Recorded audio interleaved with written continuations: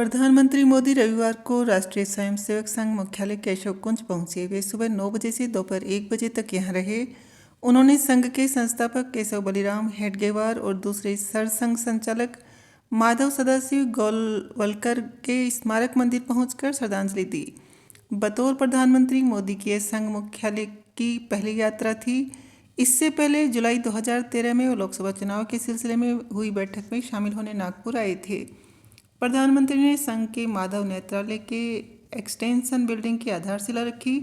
प्रधानमंत्री मोदी ने 34 मिनट की स्पीच में देश के इतिहास, भक्ति आंदोलन, इसमें संतों की भूमिका, संघ की निस्वार्थ कार्य प्रणाली, देश के विकास, युवाओं में धर्म संस्कृति, स्वास्थ्य सेवाओं के विस्तार, शिक्षा, भाषा और प्रयागराज महाकुंभ की चर्चा की। उन्होंने संघ की तारीफ करते हुए कहा कि राष्ट्रीय चेतना के लिए जो विचार 100 साल पहले संघ के रूप में बोया गया वो आज महान वटवृक्ष के रूप में दुनिया के सामने है। यह आज भारतीय संस्कृति और राष्ट्रीय चेतना को लगातार ऊर्जावान बना रहा है। स्वयंसेवक के लिए सेवा ही जीवन है। हम देव से देश, राम से राष्ट्र का मंत्र लेकर चल रहे हैं। प्रधानमंत्री मोदी की स्पीच की मुख्य बातें इस प्रकार हैं। पीएम मोदी ने कहा, भारत के इतिहास में नज़र डालें तो इसमें कई आक्रमण हुए। इतने आक्रमणों के बावजूद भी भारत की चेतना कभी समाप्त नहीं हुई। उसकी लौ जलती रही। कठिन से कठिन दौर में भी इस चेतना को जागृत रखने के लिए नए सामाजिक आंदोलन होते रहे। भक्ति आंदोलन इसका एक उत्कृष्ट उदाहरण है। मध्यकाल के उस कठिन कालखंड में हमारे संतों ने भक्ति के विचारों से राष्ट्रीय चेतना को नई ऊर्जा दी। गुरु नानक देव, कबीरदास, तुलसीदास, सूरदास, संत तुकाराम, संत रामदेव, संत ज्ञानेश्वर जैसे महान संतों ने अपने मौलिक विचारों से समाज में प्राण फूंके। उन्होंने भेदभाव के बंधनों को तोड़कर समाज को एकता के सूत्र में बांधा। स्वामी विवेकानंद से लेकर डॉक्टर साहब तक किसी ने भी राष्ट्रीय चेतना को बुझने नहीं दिया।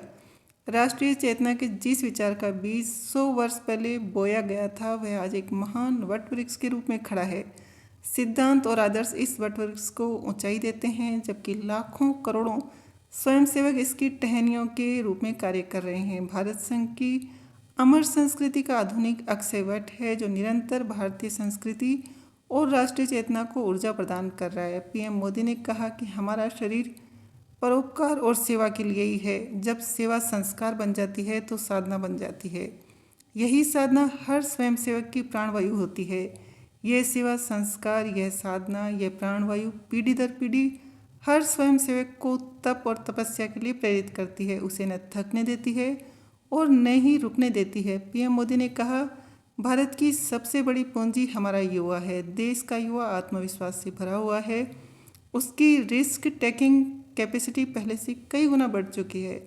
वह इनोवेशन कर रहा है, स्टार्टअप की दुनिया में परचम लहरा रहा है, अपनी विरासत और संस्कृति पर गर्व करते हुए आगे बढ़ रहा है।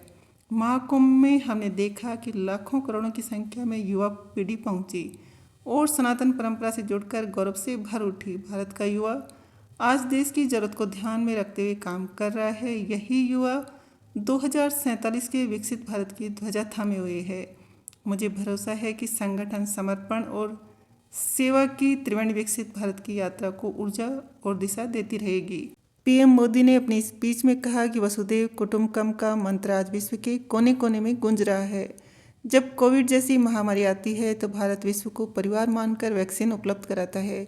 दुनिया में कहीं भी प्राकृतिक आपदा हो, भारत सेवा के लिए तत्पर रहता है।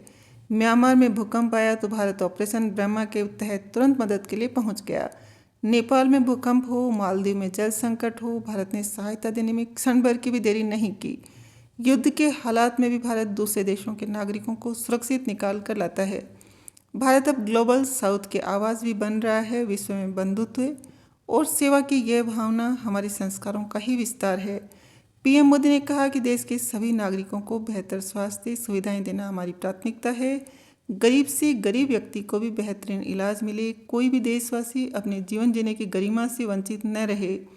जो बुजुर्ग अपना परिवार जीवन देश के लिए समर्पित कर चुके हैं उन्हें इलाज की चिंता न सताए। ऐसी परिस्थितियों में उन्हें न जीना पड़े, यही संस्कार की नीति है। इसीलिए आयुष्मान भारत योजना के तहत करोड़ों लोगों को मुफ्त इलाज की सुविधा मिल रही है। हजारों जन औषधि केंद्र गरीबों और मध्यम वर्ग के परिवारों को सस्ती दवाएं उपलब्ध करा रहे हैं। करीब 1000 डायलिसिस सेंटर मुफ्त में डायलिसिस सेवाएं प्रदान कर रहे हैं। जिससे देशवासियों के हजारों करोड़ रुपए बच रहे हैं। पीएम ने माधव नेत्राली प्रीमियम सेंटर की नई एक्सटेंशन बिल्डिंग की आधारशिला रखी। यह आई इंस्टीट्यूट और रिसर्च सेंटर का एक नया विस्तार है, जिसे साल 2014 में गोलवलकर की याद में स्थापित किया गया था। इस सेंटर में 250 बेड का अस्पताल, 14 आउट पेशेंट डिपार्टमेंट और 14 आधुनिक ऑपरेशन थिएटर होंगे। पीएम मोदी ने आरएसएस चीफ मोहन भागवत के साथ संघ के संस्थापक केशव बलिराम हेडगेवार और दूसरे सरसंघ संचालक माधव सदाशिव गोलवलकर के स्मारक स्मृति मंदिर पहुंचकर श्रद्धांजलि दी। इसके बाद उन्होंने दीक्षा भूमि में डॉक्टर भीमराव अंबेडकर को पुष्पांजलि अर्पित की। पीएम मोदी ने नागपुर में solar defence and aerospace limited के एम्यूनेशन मैन्युफैक्चरिंग सेंटर का भी दौरा किया। यहाँ उन्होंने अनआर्म्ड एरियल व्हीकल्स के लिए एक स्पेशल एयर स्ट्रिप का उद्घाटन किया। इस मौके पर उन्होंने नागास्त्र 3 कामिकाजे ड्रोन सिस्टम का भी निरीक्षण किया। यह ड्रोन 100 किलोमीटर की दूरी तक हमला करने और 5 घंटे तक उड़ान भरने में सक्षम है।